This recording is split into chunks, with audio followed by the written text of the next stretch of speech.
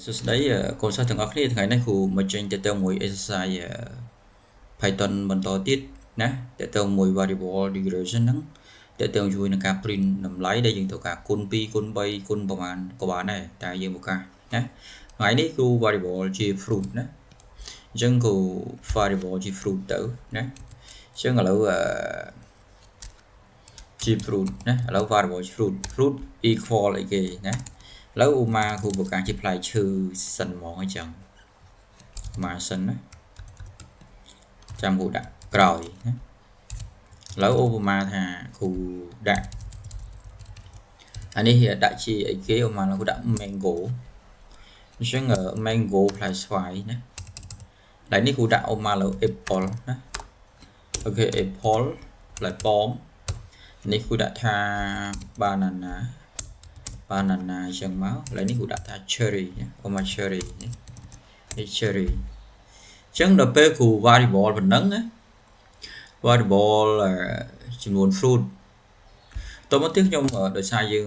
លោកហាត់មុនយើងតទៅមួយ tuple អញ្ចឹងខ្ញុំ variable មក tuple មក search my tuple equal អីណា equal នឹង fruit ណា fruit អញ្ចឹង fruit យើងតែយើងនឹងចង់និយាយថាវាមាន list 4មានថាផ្លែឈើ4យើងចង់គុណនឹងឲ្យផ្លែឈើវាចេញ8ឬក៏12អញ្ចឹងគុណ2សិនមើលណាគុណនឹង2សិនទៅអូខេ sorry គុណ2ទៅណាបន្ទាប់មកទៀតយើងសេតែប៉ុណ្្នឹងឯងសេប៉ុណ្្នឹងមកយើង print យកហ្មង print ណាងាយទេ print ទៅនេះ print នេះគេអាហ្នឹងពួកយើងមើល print my tuple ហ្នឹងឯងនេះប្រកាសវាអញ្ចឹងមិន print ហ្នឹងណា my tuple នេះអញ្ចឹងយើង save នេះបានគូដាក់ខាងនេះមិនណាសិនវាជាថានេះគូជាឲ្យតនេះគូបោះ command ឲ្យមើលគូបោះ command ថាហ្នឹងដាក់ duplicate ហ្មងណាគូ please check multi ឬក៏ add over multi អូខេ multiple more អញ្ចឹងវាគុណបន្ថែមទៀតណាគុណបន្ថែមទៀតគុណមួយគុណចូលអញ្ចឹងមក multiple more number អញ្ចឹងបាទពេកណានេះ number អញ្ចឹងយើងបញ្ចូលអីក៏បានដែរដល់ពេលយើងសរសេរប៉ុណ្ណឹងបានណាសេប៉ុណ្ណឹងបានឥឡូវយើងធ្វើសាក save មួយសិនមើលយើង save សិនអូខ្ញុំ save ហើយយើង save ឥឡូវយើងសាក run មើលណាពេលយើងគុណមកនេះចេញបានណាអញ្ចឹងតើតើជាមួយអានេះប្រកបបើយើងគុណ2ប្រកបជាចេញ8ហើយយើងរៀប run មួយមកយើង run មកសិនណានេះឃើញទេនេះពួកយើងមើលនេះ mango apple banana និង cherry ចានេះមានដែរដោយសារយើងគុណ1គុណ2ណាចុះឥឡូវអូនថាលេងដូរ1គុណមើល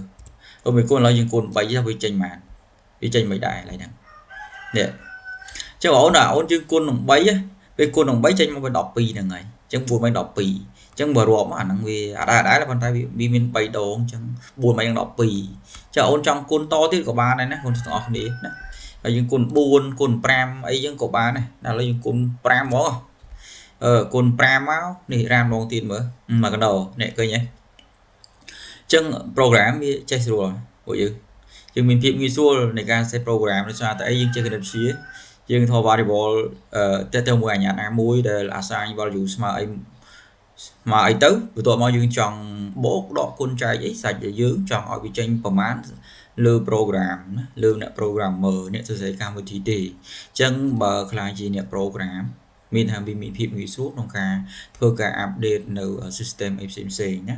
អញ្ចឹងបើយើង application program thôiជាអ្នកប្រើប្រាស់វាមិនអីទេយើងត្រូវយើងរៀនតាមមកគេទេដូចតើទៅមួយ Microsoft Word Excel អីយើងធម្មតាយើងរៀនតាមគេតើអីប៉ុន្តែតើទៅមួយ programmer នេះត្រូវការចេះ analysis ចេះគណិតវិទ្យាចេះអង់គ្លេសចេះអីទៅចេះច្រើនបន្តិចណាតែគាត់ទាំងអស់គ្នាប្រឹងប្រែងរៀនកូដប៉ុណ្ណឹងឯណាអញ្ចឹង program ប៉ុណ្ណឹងទៅហើយបើអូនចង់ថែមទៀតគាត់ថែមណាហ្នឹងបើថា7វាចេញឲ្យ7ឥឡូវ run ឲ្យមួយទៀតណា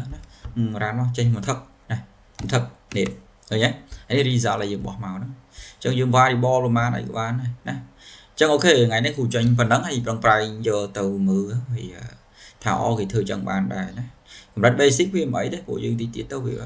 thô mấy nè chẳng gột bài thì ngọc đi bằng prai đi nè